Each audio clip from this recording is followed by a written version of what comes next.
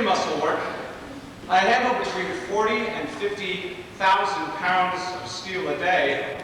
I know that's hard to believe. From 400 pounds to 3 and 4 pound pieces. Pick it up, put it down. Pick it up, put it down, pick it up, put it down. Well, I don't get excited about my work. I do my job, but I don't say, whoopee-doo. How are you going to get excited about picking up steel? How are you going to get excited when you're tired and you want to sit down? It isn't that the average working guy is dumb. It's just that he's tired, that's all. We had this kid at work this summer, a college boy. He saw a book in my back pocket one time and he was amazed. He walked up to me and he said, "You read?" I said, "What do you mean I read?" He said, "Well, all of these dummies around here read the sports pages. What are you doing with a book?"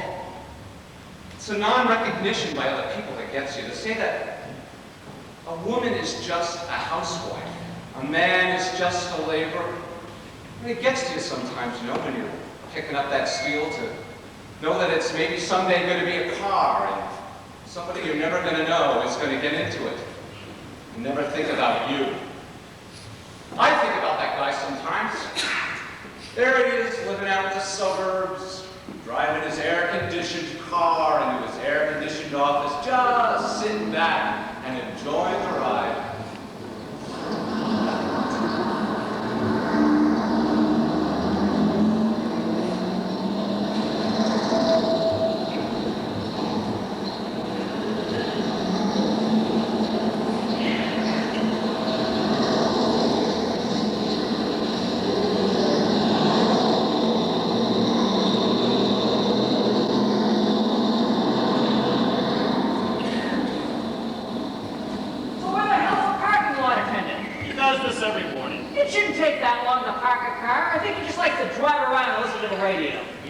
Every day. Not only that, once he takes your car, you don't know what he's going to do to it before he brings it back. Good morning. You have a nice day now. Yeah, take good care of my car. I've been parking cars for 32 years. In my younger days, I was the best. I could drive any car like a baby, like a mother changing her baby's diapers.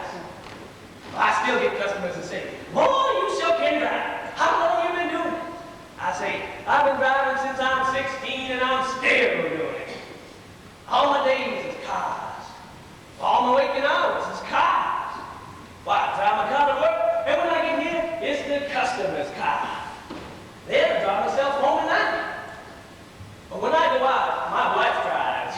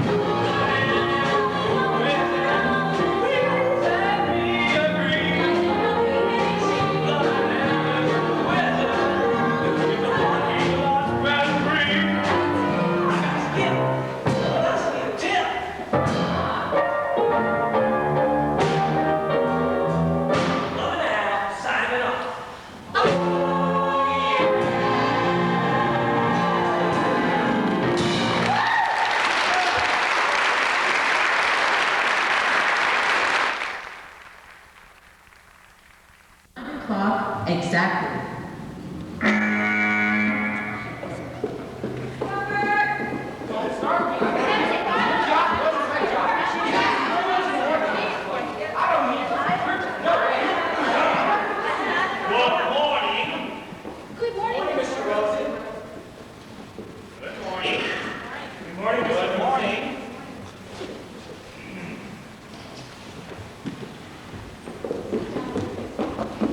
Better late than never, Diane. Oh, shut up. Good morning. At the tone, the time will be 9:15 and 40 seconds. Good morning, Miss Watson. Good morning. This arrived for you by special messenger this morning. Very important. Thank you.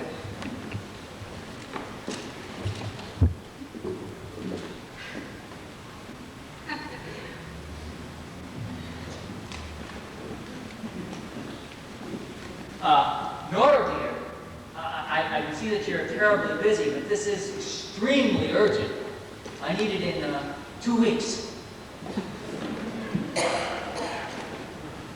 I can do it in 2 hours, so I put it on the back burner and produce it on time. When I first came here, I came in early, I'd stay late. I'd work a project to the wall, really getting it done right. Then I'd ask for more. Well, they didn't like that. I was out of line, I was wrecking the curve. Everyone else was rationing their time, playing cards at lunch for 3 hours, sunbathing on the roof. I realized, okay, the road to ruin is doing a good job. The amazing, absurd thing about it is that once I decided to stop doing a good job, people started to recognize a kind of authority in me. Now I'm moving ahead like blazes. I have my own office, I have my own secretary. If I want a bookcase, I get a bookcase. If I want to go shopping, I go shopping. This is the first comfortable job I've ever had in my whole life. It is absolutely despicable. We had this one boss. He would walk around and he wouldn't want to see you idle at all. Anytime they see a young woman idle, that really irks them. Miss Wilson, come into my office, please. Yes, Mr. Roberts? My secretary's out and I need this type by noon. But I'm no longer a clerk typist. You yourself said for me to get that out of my mind. Are you trying to confuse me? Anyway, this is script. I can't read script. I'll read it. Okay, you read it and I'll write it out. Gentlemen, this report will elucidate.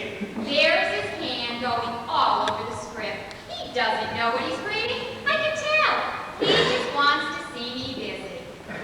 And furthermore, No, I can only do one sheet at a time. I'll go over and type this up. So what I did was, I would type a paragraph and wait 5 to 10 minutes. I made sure I made all the mistakes I could. You know, it's amazing.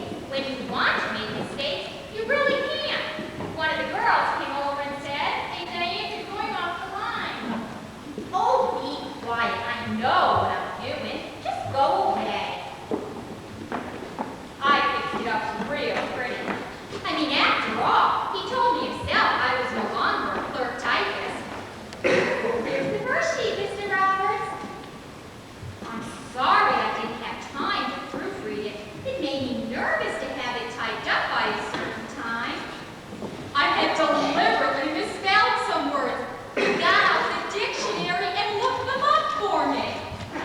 Miss Wilson, the number 8 does not appear in the word elucidate. I took a dash and crossed out the words and squeezed the new ones in there.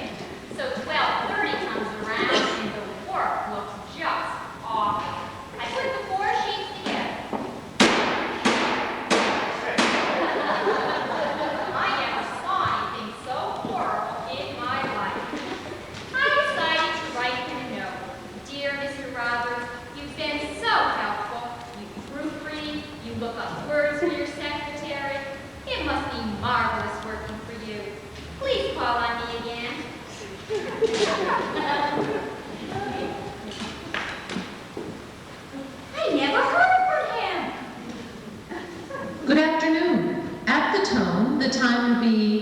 12:55 and 10 seconds.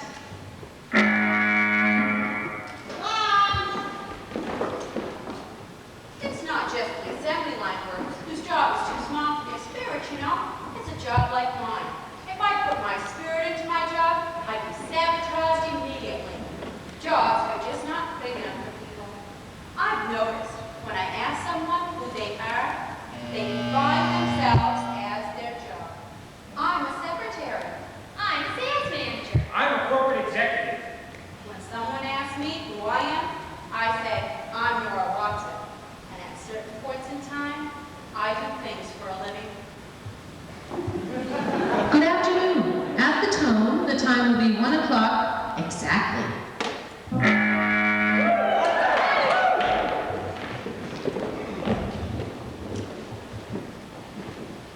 I'm the president and chief executive of this corporation. I have a lavish office, 2 secretaries, a private dining room, and a private shelf. I couldn't be more secure, right? Well, I don't know of any corporate executive in the corporate world who is sure of his job from moment to moment. Oh, we put on a good front. Nothing can happen to me. I'm too important. Still, the fear is there. You can smell it. So I sit in my lavish office and eat jelly cell by the minute. When a top executive is fired, the shock is tremendous. Immediately, his cabinet is taken away. His watch line is taken away. Even his phone at home stops ringing. Everybody shuns him. Nobody wants to be associated with him. Bingo. He's dead. We hired a vice president. He was with us about 6 months. He was totally inadequate. I called him into my office and told him he was through. I gave him a nice severance pay. He broke down and cried. What did I do wrong? Please don't do this to me. My daughter gets married in 2 months. How am I going to face people? And he cried. And he cried. And he cried. But we couldn't keep him on. He wasn't any good. Sometimes the power of the status seem empty. Sometimes you get a feeling of little boys playing that business. Sometimes being taken away from those positions of power and status. A terrible feeling. Suddenly nobody wants to talk to you. I really don't want to get into that.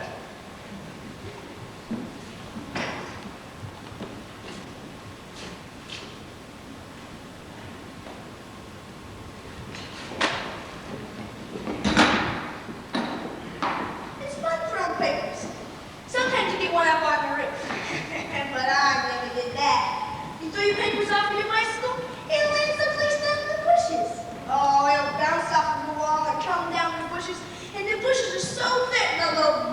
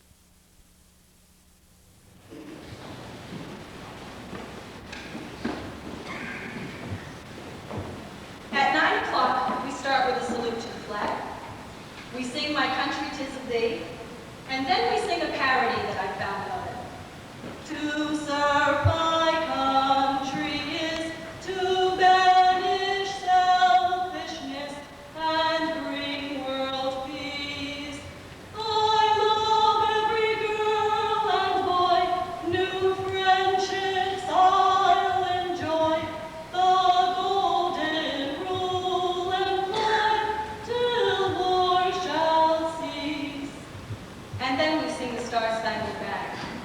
It's a dignified exercise. My name is Rose Hoffman. I teach 3rd grade. At 9:15, we start with arithmetic. I have tables fun on board. Multiplication. You don't say tables. You say tables fun. Everything has to be fun. And then we have a penmanship lesson. There it is in my own handwriting. I have a palm diploma. I tell my children, Mrs. Hoffman's here. Everybody works. Working is a blessing. But I don't give them assignments over their heads. I don't tell them the reason for things. I give them the rope method. Now this is very boring, very monotonous. But habit is a great thing for these children. They adore it. Habit. They love habit.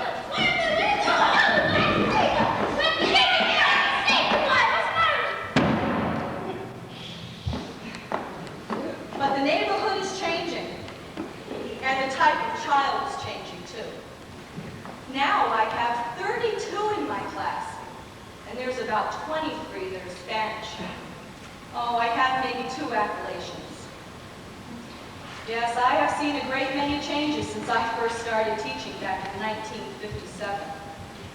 January 6th, 1957. My students then were Polish primarily. Oh, I love the Polish people. They worked so hard. Well, we had 2 black families, but they were sweet. My classroom was always a showcase. In those days we did it ourselves, with colorful pictures and charts on the wall, a snowman in winter, a pumpkin in fall, and all my supplies were in neat little piles on the shelves. My children were always examples. When the principal came, they would rise. If I had to leave them a minute or 2, they always found something constructive to do, and everyone sat in their places according to size. But kids don't know how to behave anymore. Ask them to rise and they'll ask you what for. They write on the walls and they sit on the floor. It's called informality. No, they want me to teach in a classroom like that, but nobody tells me how. I made a big thing about spelling, but they learned by the time I got through. They copied the words till they knew them by heart, 10 times for the dumb ones and twice for the smart, and all stars were given to those who made sentences too. But nobody teaches them spelling today.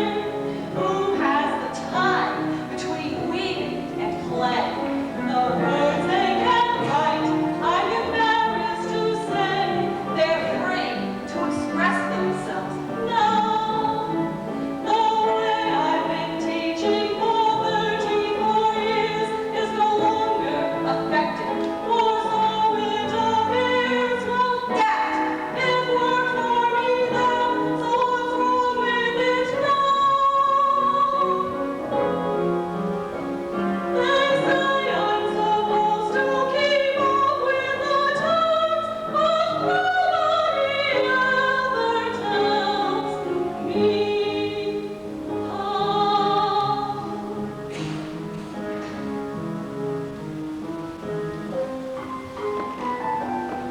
There is one little girl that stands out in my mind in all my years of teaching. My favorite, Anne.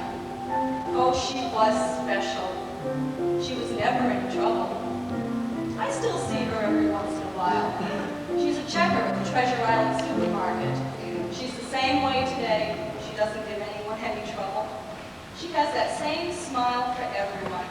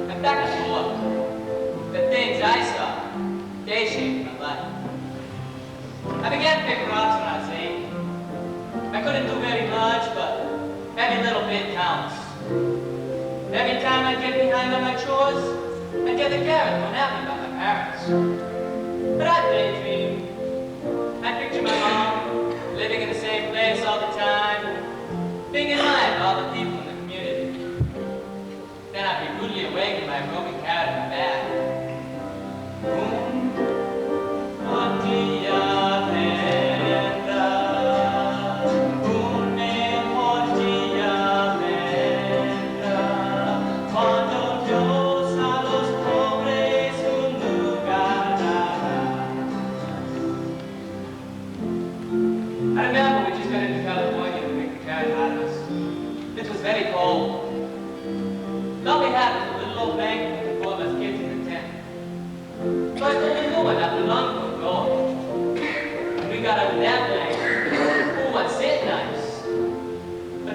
saw me. The next day, God told my mom, it'd turn our sin if we didn't give him back the neck.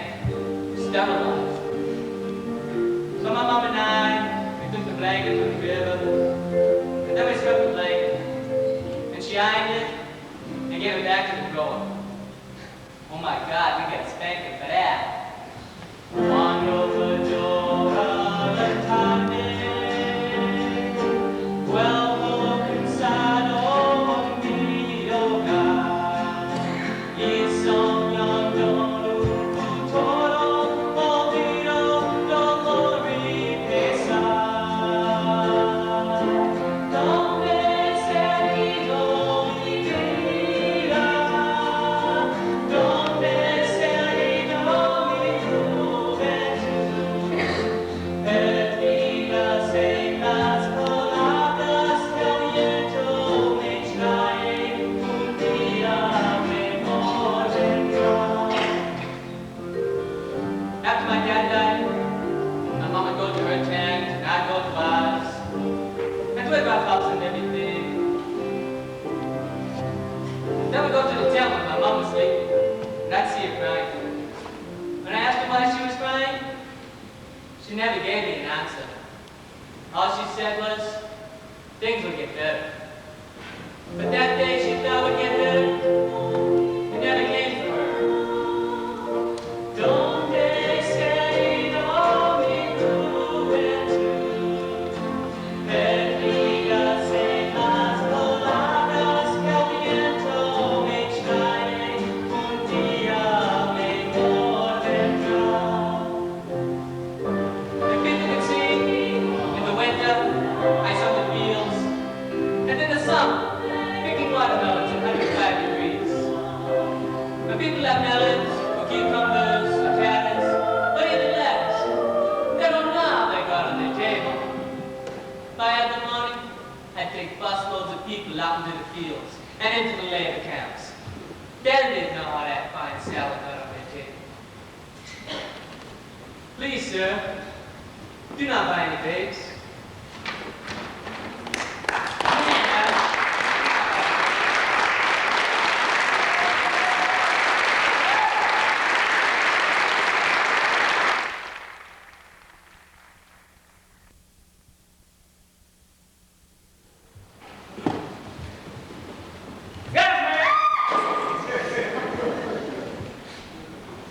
Can you think of something else to say rather than just jumping up behind people yelling, Batman?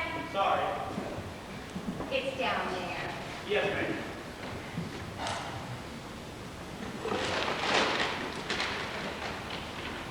You have to make something for yourself, you know? Well, I can read a reader from 20, 30 feet away.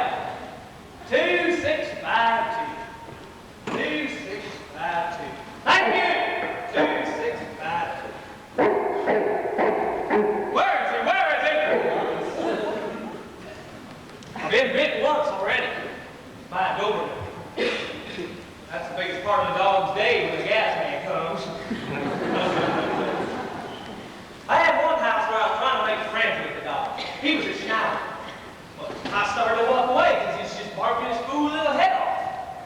Then he fell over on his side. I thought he had a heart attack. She said, he usually relaxes from barking too much. I usually hit him across the head with my flashlight. Then they'll say, why'd you hit him? That dog wasn't going to bite you. I say, lady, he was choking on me. He was scratching me. So when they ain't looking, kick him down the stairs. Even if he just follows you down the stairs, you're trying to get to him for the one you missed a couple of houses back. Yeah, the big subject of conversation with us is dogs. And women. Well, if you get a nice cute chicken, that kind of brightens up your day. We have a cold for the cute. That stands for cutie. Yeah, you have a nice lady sitting there in a two-piece bathing suit, you know. She'd be laying there on her stomach with her top strap undone, you know. And if you go there, scare her good enough, she'll jump up. Scare her good enough to where it. That's accepted to your day. Get there!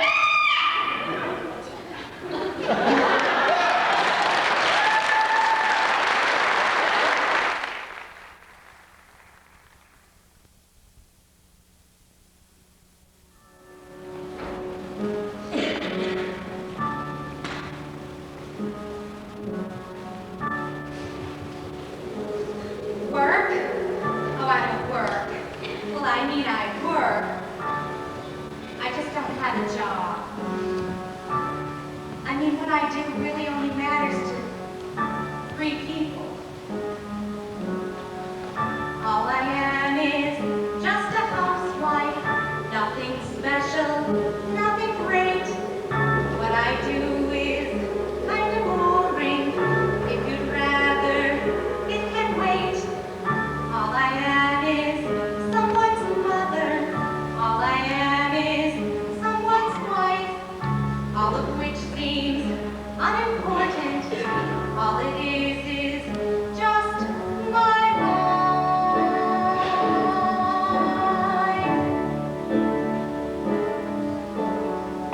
Do the laundry, wash the dishes, take the dog out, clean the house, shop for groceries, look for specials. God, it sounds so Mickey Mouse. Drop the kids off, pick the shirts up, try to lose weight, try again. Keep the troops fed, pick their things up, lose your patience, count to 10. 4, 5, 6, 7, 8, 9, 10. All I am is just a housewife, nothing great. What I do is out of fashion, what I feel is out of date. All I am is someone's mother. Right away I'm not too bright. What I do is unfulfilling, so the TV talk shows tell me every night. I don't mean to complain at all, but they make you feel like you're 2 feet tall when you're just a wife, just a housewife. Nowadays all the magazines make a bunch of beans out of family life. You're always if you go to work, but you're just a jerk if you say you won't. Just a housewife. When it's Lucy, they think it's fine if the choice is mine, but you know they don't. What I do, what I choose to do, may be dumb to you, but it's not to me. Is it dumb that they need me there? Is it dumb to care? 'Cause I do, you see. And I mean, did you ever think, really stop and think what a job it was? Doing all the things that a housewife does.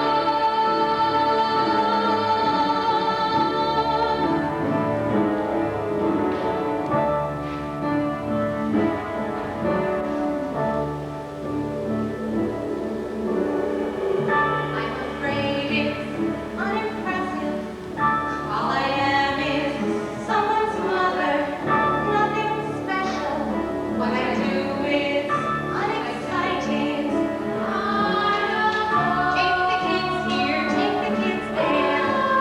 I don't mean to complain at all. All I am is busy, busy. All I am is like my mother. All I am is just a housewife.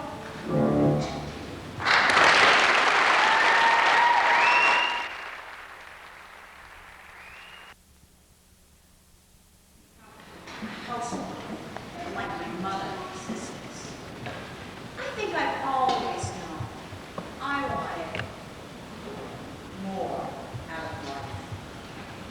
I was 15 going on 16. I was sitting in a coffee shop and a friend of mine came by. She said, "Hurry up. I've got a cab waiting. You can make $500 for 20 minutes work." We went to a penthouse. The guy up there was quite well known. What he wanted was to watch 2 women make love. And then he wanted to have sex with me. It was barely sex. He was almost finished by the time we started. It was a tremendous kick. There I was, doing nothing, feeling nothing. And in 20 minutes, I was going to walk out of there with $500 in my pocket. How many of you get $500 for 20 minutes work? And I was still in high school. It was terrific. Looking back on it now, I wonder why I was so quick to run out of that coffee shop and turn a trick. It wasn't traumatic, as my training had been in how to be a hustler anyhow, just as a woman. We're taught how to hustle. The language girls hear all the time. Don't sell yourself cheap. Hold out for the highest bidder. What I do is no different from what 99% of American women are taught to do. I take the money onto the land instead of the Chanel. What would I do with 150 bottles of Chanel a week? It's a marketplace transaction. Somehow I managed to absorb that when I was quite young. I was a precocious child.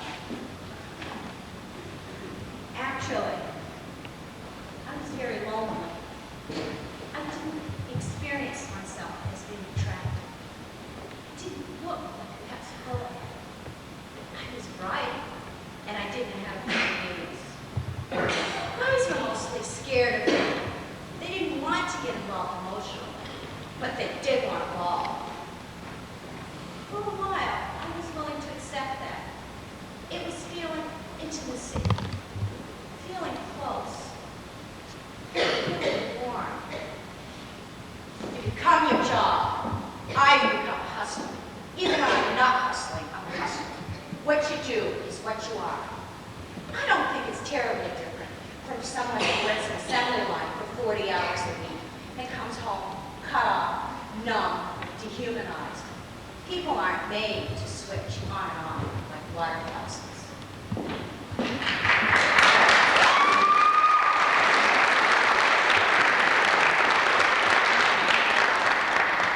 I work in a luggage factory. We make suitcases. The tank I work at is 6 foot deep, 8 foot square. In 40 seconds, you have to take the wet felt out of the filter. Put the blanket on to draw out the excess moisture. Wait 2-3 seconds. Take the blanket off.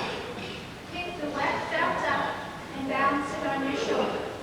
Reach over, get the hose. Spray the inside of this copper screen. Turn around and walk to the hot, dry dye behind you.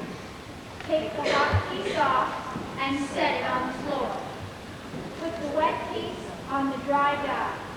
Push this button. Inspect the piece you just took off. Stack it and count it. 40 seconds.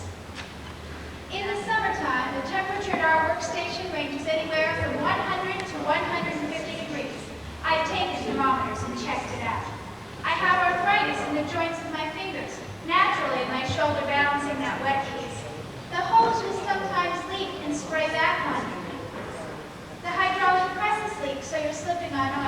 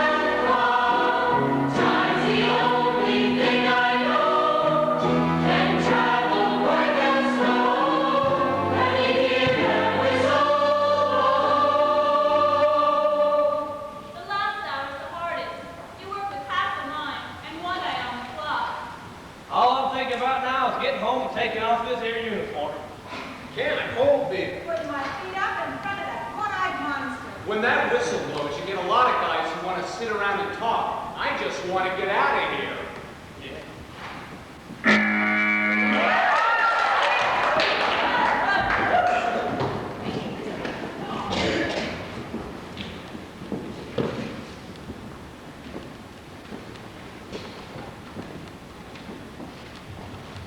It's a good day, laying stone. You get interested in what you're doing, and usually you fight the clock the other way. You're not looking for quitting. You're wondering you haven't got enough done yet, it's almost quitting time. There isn't a house in this country I've built that I don't look at every time I go by, and if there's one stone crooked, I'll still notice it. The people that lives there, they might not notice it, but I'll notice it. Stone's my business. Stone's my life. I daydream quite a bit about stone. You know, someday I'm going to have me a stone cabinet down in the Connecticut River. I'm going to build these stone cabinets in the kitchen. Everything's stone. Yeah. All my dreams, it seems like they got to have a little piece of rock mixed up in them. Builds a house with his hands. 30 years go by, it stands where nothing stood. A house of stone, the mason sleeps real good. Does it work? His workday flies. Quitting time's a big surprise. And then it's one more stone to get just right. It's always one more stone before the night. Every house he builds, every stone he lays, he's not just making money, counting all the days. He builds his house with his hands. 100 years go by, it stands, it tells you who he was. A life goes fast, but the work the mason does, it's made to last. Yes, the work the mason does. Nothing in this world's going to last forever. But with stone, you're getting awful close. Made to last.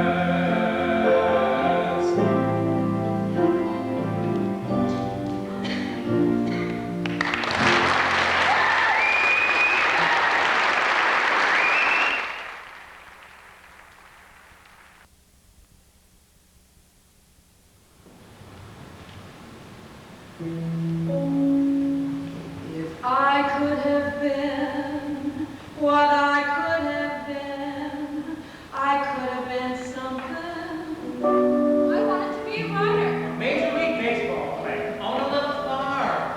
If what I could be had been left to me, I could have been something. And then I got married. Then the kids came along, and my dad got sick. A tower of strength, the center of power, at $10 an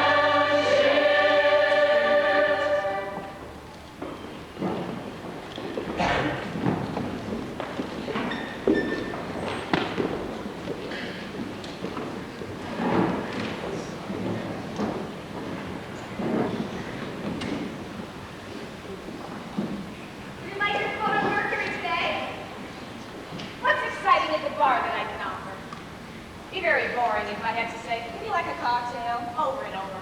So I come out different for my own enjoyment. I say, what's exciting at the bar that I can offer? Or something. They have cocktails, I give them philosophy. They have coffee, I give them political science. I have an opinion on every subject there is. My bosses don't like it, so I speak sotto voce. But when I get heated, I don't give a damn. I speak like an Italian speaks. I have to be a waitress. How else would the world come to me? Everyone wants to eat. Everyone has hunger. And I serve them. I give service. I can't be servile. There is a difference. I get intoxicated with giving service. It becomes theatrical and I feel like I'm on a highway and it intoxicates me. I'm on stage.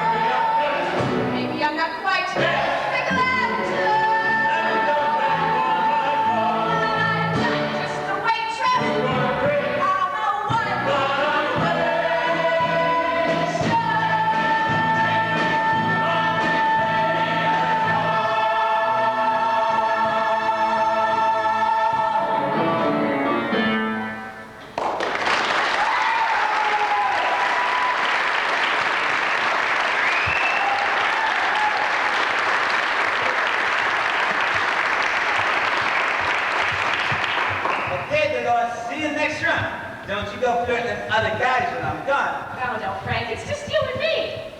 And Dave.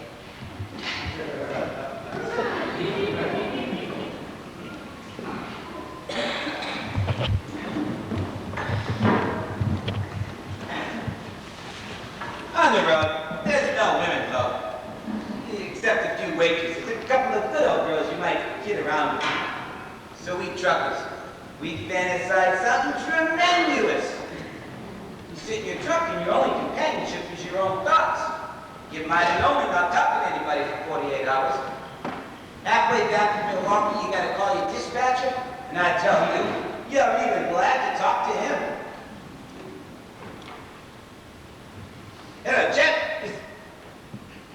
Chet. Duty Spot Phone Company? Operator 448, may I help you? Yeah, it just got cut off. I'm sorry you're having trouble. May I have the number you were calling? Yeah, 219-765-5910. I'm sorry, sir. That number is busy. Jesus, lady, what's wrong with you guys? I'm just talking to him. I'm sorry, sir. Perhaps the party is trying to reach you. Why don't you wait 5 minutes, then place your call again?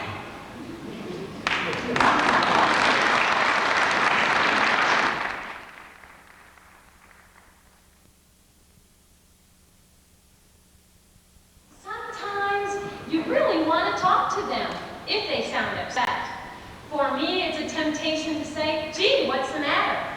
But you can't say more than, I'm sorry you're having trouble. If you get caught talking with a customer, that's one mark against you.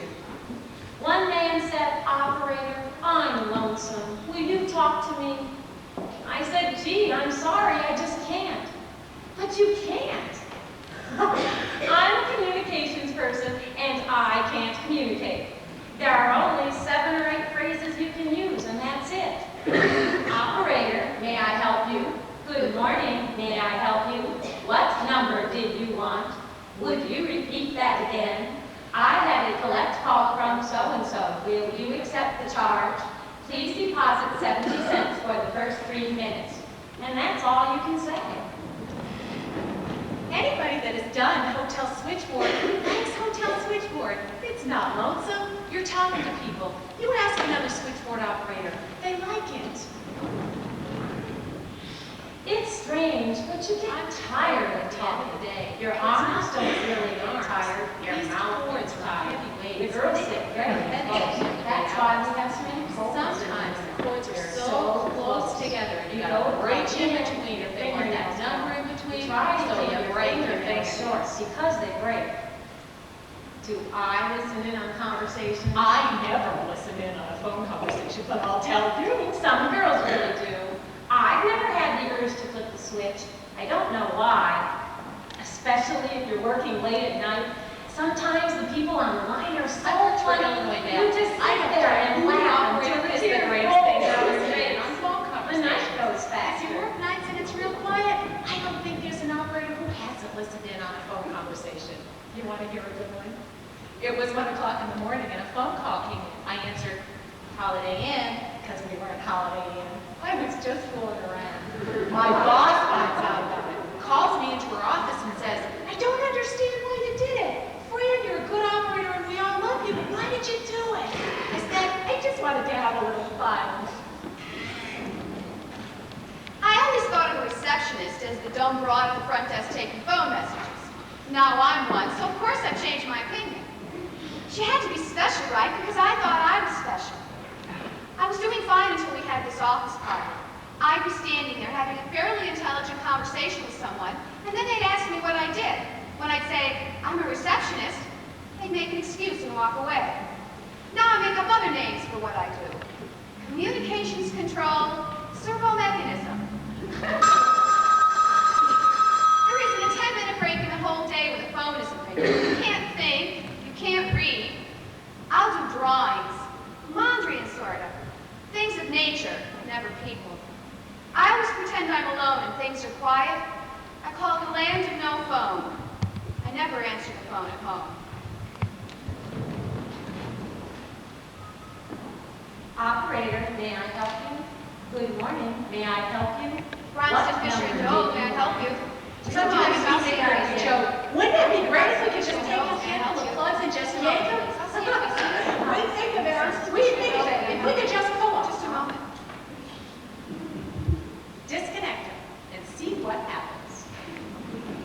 It's really something to run into somebody who says, "It's a nice day out, operator. How's your day been? Busy? Has it been a rough day?"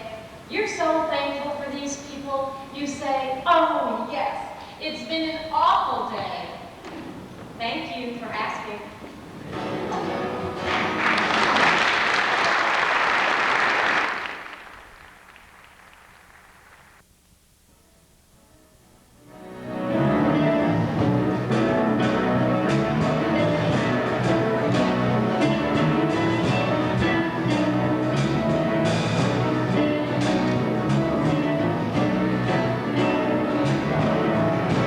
Breaking up the night, big cloudy, put your feet on for me now. Big trucker got the hat, big line. So come on, brother trucker, you get to come back, mother. You can see the road, the cyclone's one night. I've got to roll, trucker. Soon the same that shake on me. Roll, trucker. I'm stepping my wheels again. Roll, trucker. I'm bound from South Bend. Roll, trucker. I'm stepping my wheels again. I'm running out of whites. Content in those headlights. 4 hours sleep in the last 2 nights. But I'm gonna be alright. I'm halfway home. Can't get to the telephone. Hot as a pistol, dry as a bone. And wondering if my baby's alone. I've got to go, trucker. You said where and I said when. Roll, trucker. I'm back on my wheels again. Roll, trucker. Turn it around and do it again. Roll, trucker. I'm back on my wheels again. Moving over to Jersey, big state police. I'm in a hurry. Oh, won't you let me go in peace? I'm independent. Ain't got no teeth to toe. 'Cause the AFL-CIO, they are on the road. And the only man telling me where to go is the man who owns the know. And he said, roll, trucker. You said where, I said when. Roll, trucker. I'm back on my wheels again. Roll, trucker. Jack it up and do it again. Roll, trucker. I'm back on my wheels again.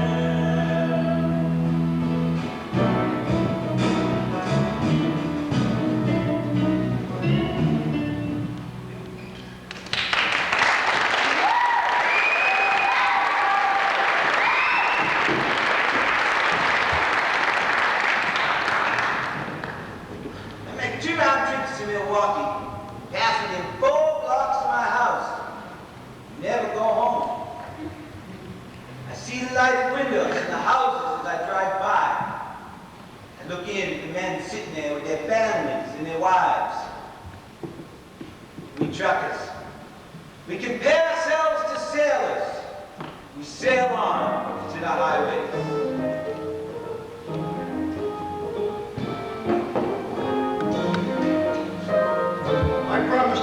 I promised my wife I'd quit the sea. One time, when my ship was back in India, she rode 8 hours on a bus to come meet me. And she asked me to give it up because she was tired of being alone. I said, just give me 1 more year, because we've been saving at planes. This run lasted 2 years. I gave my youth to the sea, and I come home to give her my old age. My wife and I love each other. As a matter of fact, we like each other. Even at night, when I get up to go pee, she gets up and dances The family that bees together and stays together. I used to phone my wife 3-4 times every trip. One time in Calcutta, I waited 5 hours to get a phone call. The feeling you get, just hearing her voice. I'd stand there on the phone and just actually choke up. My wife would be on the other end crying. I'd say, woman, I'm spending too much money on this phone call. Stop crying.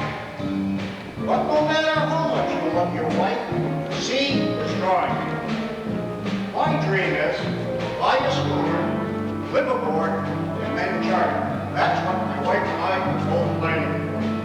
Even at my age, I haven't given it up. I get my schooner.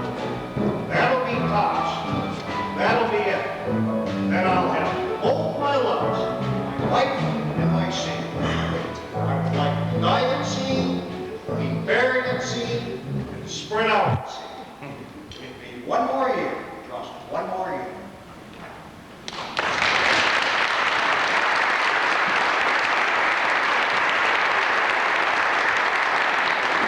I got just a year and a half to go, and I'm eligible for retirement. I'll be eligible to retire in 15 years. I've got 27 more to go. Well, 4 years. 17 more years. I would just like the experience after so many years. I would just like the experience of not having to go to work.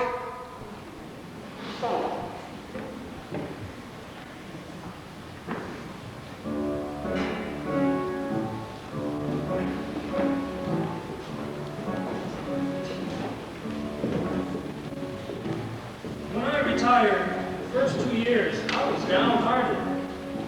I had no place to go, nothing to do. Then I gave myself a good going over. Joey said, you can't sit at home like that and waste your time. You gotta get out and do things. Well, the day goes pretty fast for me now. I don't daydream at all. I just think of something and I forget it. That daydreaming, it don't do you no good. Keep busy, keep moving. That's the trick.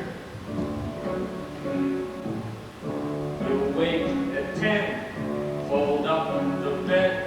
You don't want to leave your couch open all day, you know. That's depressing. You cook an egg, you toast some bread. You cook for yourself, you save a bundle. You don't keep track of your money, who will? You think about the day ahead. You don't go feeling sorry for yourself. It's like I said, you can sit at home and be mad at the world, or you can get out and do things. You take a walk, you meet a chum. This one guy lived down by National Biscuit. Boy, you should see the nice road. You shoot the bull, you argue some, and maybe he calls up a couple of other fellas to come over and play some poker. You lose at gin until they come. This guy remembers what cards you picked up. The dirty bum, but even getting beat at gin sure beats doing nothing. You take a bus, you take a train, you go visit your wife's grave. On the way you read the Reader's Digest. It does you good to use your brain. Or maybe you go out and see your cousin. You bring a six-pack. Just take a stroll down memory lane. When we was young, we was always together. And raising cane, we go back a long ways, him and me. All the times we had. I remember once, back in 42, we was at this fair. These girls were new on this crazy ride. We screamed and prayed, but they didn't really call. We could hardly walk as we left the car, so we staggered down for a candy bar. Then we sat and laughed in the penny arcade.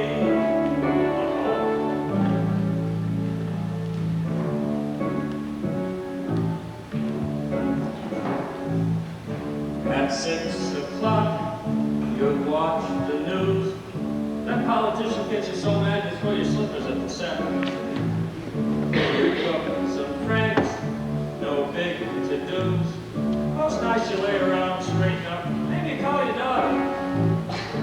You watch a game, you take change your shirt and shine your shoes, cause you're going around the block to the tavern. You shoot some pool, you drink some beer. You don't have to drink a lot to have a good time. You have maybe 3, 4 in an evening. You find a pal, you bend his ear. You meet a lot of your old crowd there someday. Sometimes a bunch of you just sing the kind of song you never hear, like a pretty baby or teeth or two. And then you cheer. Last Sunday night we sang Till We Meet Again. Believe it or not, I once did a waltz to that song. Honest to God. It was at a dance, I was 17, and the girl was like from a magazine, and the lights were low, and I really mean love, with a couple of friends that told me to laugh. And I kissed the cheek, and we waltzed away. I remember that like it's yesterday. Why was she surprised? I can hear her say, Joe.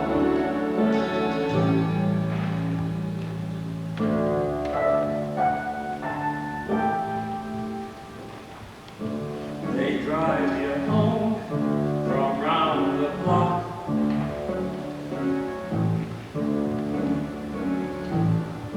You take your cash out of your sock.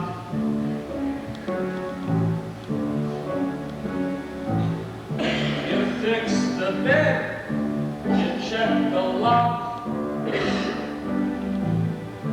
You wind the clock.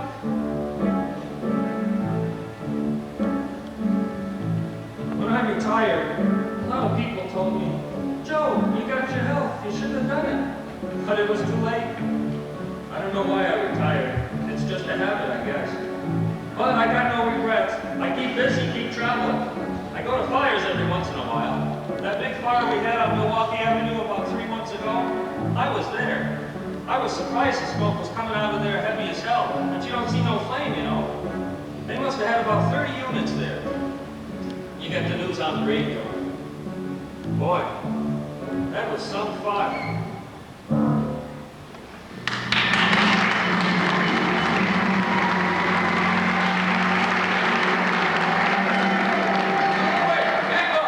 You're on the fire line. You go in there and it's dark. Smoke is pouring out of the goddamn building.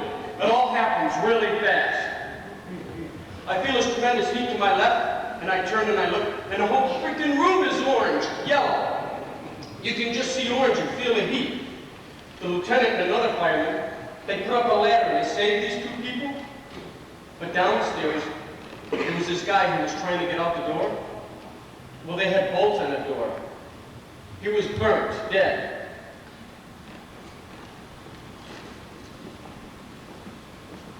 Do you want to know what the lieutenant said? We lost the guy. Shit, we lost the guy. Yes, but you saved 2 people. How were you supposed to know there was a guy asleep on the pool table? Yeah, but we lost the guy.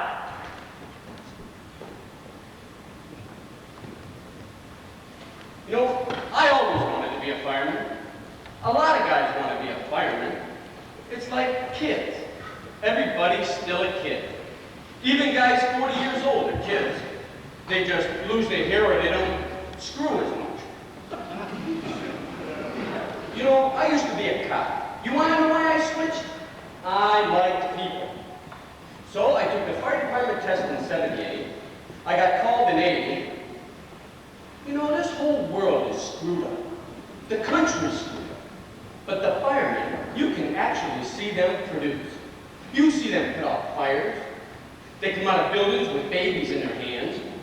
Heck, they give mouth to mouth when a guy is dying. You can't get around that shit. Now that's real. Hey, you go to some firehouses, these freaking guys, they think they're Superman. Now, I don't think I'm a Superman. I want to live. These guys aren't going to live. Every day, orders are coming down. Guys are dying. There's retirement. Heck, I don't think they get to see their pensions too long. Did you ever hear of a fireman living to 65? No. Why? They get smoke in their lungs. They're coughing up this shit for 2 days. Heck, I know some guys with black shit coming right out of their ears. You get smoke in your hair, you take a shower, you wet your hair, and you still can't get rid of the smell of smoke. It never leaves you. You know, my wife watches television. Guys get killed. She says, honey, please, be careful. Sometimes she calls the station. I tell her, well, we had a bad job. Sometimes I don't. You know, there's a saying in the firehouse, tonight could be the night. But nobody thinks about dying. You can't take that shit serious. It'll make you sick. Oh yeah, there's been some fires that I didn't think I'm gonna get out of this alive. But it's like I say, everybody dies. But I'll tell you what, I love being a fireman. Hey, I work in a bank. Now that's just paper. That's not real. It's 9 to 5. Hey, it's shit.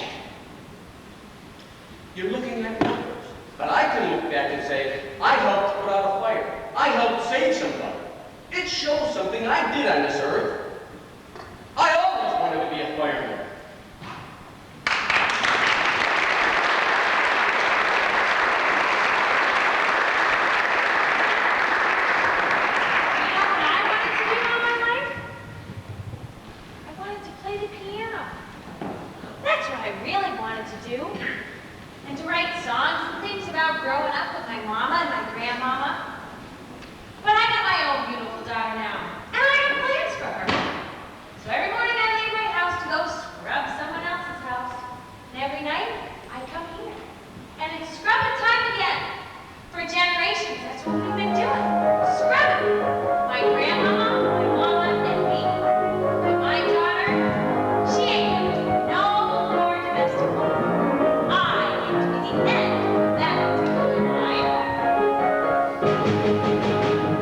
Mama works like her mom.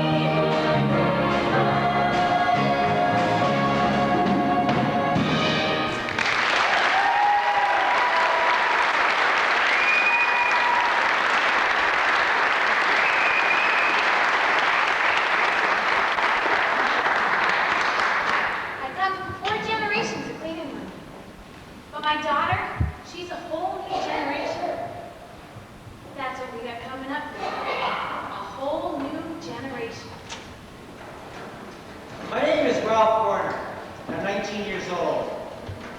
Notice the American flag on my lapel? I've got 4 stickers all over my car. I think America is the greatest country in the history of the world.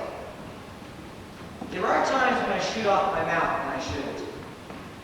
I don't want to create hard feelings about me, especially at the store. The length of my hair. I mean, I keep it clean and I keep it combed, but it was covering my ears a bit. Right away, I was considered to be a radical. Now, management didn't come right out and attack me, but I couldn't help feel that something behind closed doors was going on about it. Well, last Friday, I got a haircut. Now it's short, where I had it most of my life. I like it better. At the store, I get a warmer feeling. Eventually, I'll probably go into my own business. I started a family, of course. My quote, dream girl, unquote, has long brunette hair. Doesn't have to wear a lot of makeup, because she's going to be naturally pretty. I want her to have a lot of personality. Because when I'm 50 and we're going up the ladder, it's going to have to be a lot more than looks. She'll be a good mother. Hope to have 3 children, 2 boys and a girl. I'd like a colonial house, possibly one that leans toward a Mediterranean style.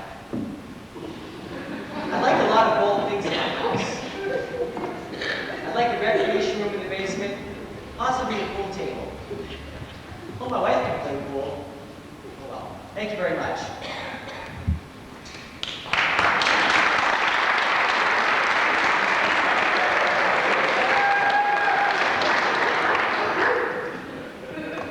I was recommended for this job as a copy boy at a Chicago newspaper. I went down to the paper, talked to the editor, told him how much I wanted to be a journalist. He liked me. I had a tie on. Now, coming to work for me was a missionary kind of experience. I was bringing organic walnuts and organic raisins and handing them out to everybody. You see, at this stage of the game, I was in a banana email mood. I was thinking my job. I was answering the phones. People would call up and complain and have a problem, and I'd say, hey, look, this is a capitalist newspaper. And as long as this is a capitalist newspaper, it ain't gonna serve you, because its purpose is to make money for its owners. Then I told them to call up the editor, or come down and take over the paper. A lot of people responded very well to these suggestions. Then one day, there was a vase with some flowers in it. I sat down, looked at the flowers, 5, maybe 6 minutes at the most. They complained I disrupted the office. Hey, all I was doing was just sitting there with my back straight and breathing like this.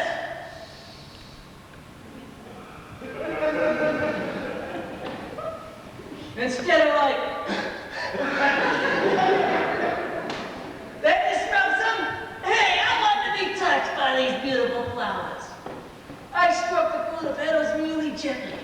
I was trying to reach out and say, hey, Brett, I know you're in this office and you're lonely and it's a drag, but I love you. Well, the next morning, the editor calls me into his office. And he says, blah, blah, blah, blah, blah. I want to take a baseball bat and smash his head in. I mean, he's really a nice guy. I like him a lot. I just don't know if I get any pleasure in taking a 50 caliber machine gun and shooting and watching his body splatter to bits. My fantasies all spring were of getting a machine gun and shooting him, or getting a gun and walking into the editor's office and saying, okay, how do you face your death? I mean, here I am getting fired because I'm different. I wanted to do something to show him, hey, I'm better than you. But what could I do to show him? Meditate in the library? Smoke a joint in the city room? Kidnap the editor? Shoot him? I had to think fast. So I turned to the editor and I said, I hope you can live with the conditions you're creating. Then I turned, walked away, and started to cry. Well, the editor hurried up after me. He said, I'm not creating these conditions, you are. I said, no man, I'm not the one that has the power to change things. You've got the power to change things. Then I hung around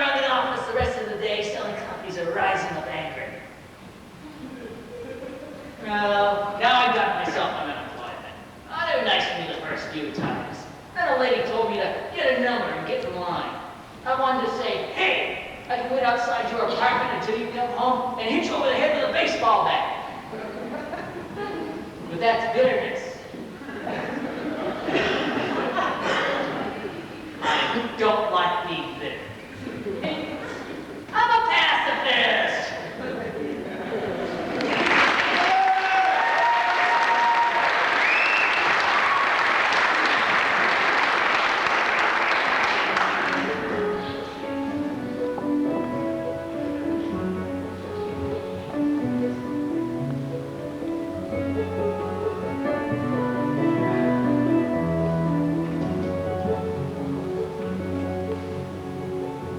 I've heard a lot of songs say where you going, my son. Now I know they're true. Boy, you never stop to think how fast the years run. Now they've taken you. I remember you was 3.5. Your mind, we'd sit there after things got quieted. We'd laugh at some new word you said, how tough you were to get to bed. We'd plan the night away, planning for our kid. I was your hero then. I couldn't do no wrong as far as you were concerned. You thought I was the best of men. The tables hadn't turned. You hadn't learned how little time it takes. And daddies make mistakes.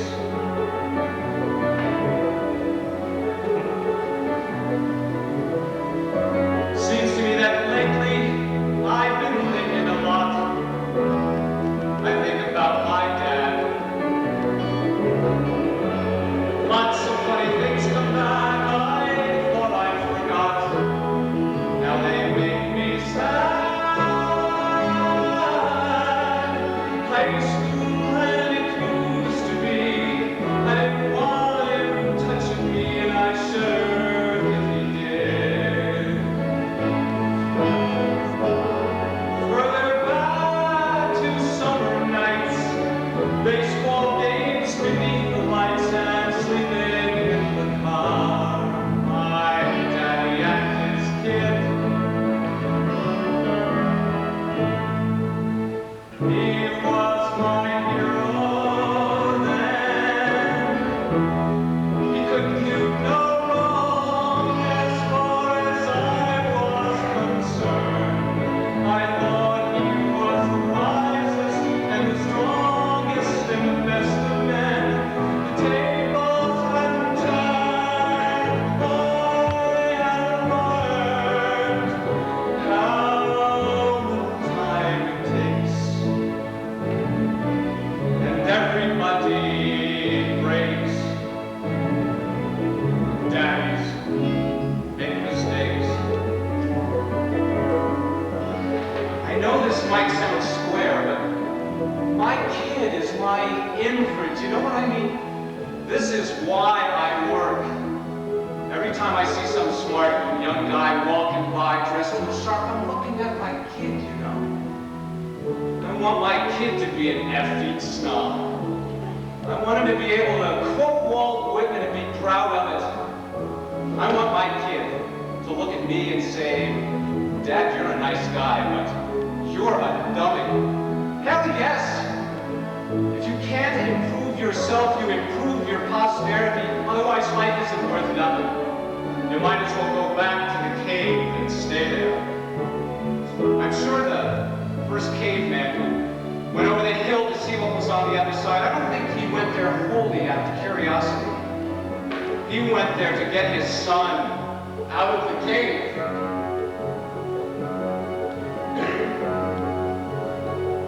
I've heard a lot of songs say where you're going, my son. Now I know they're for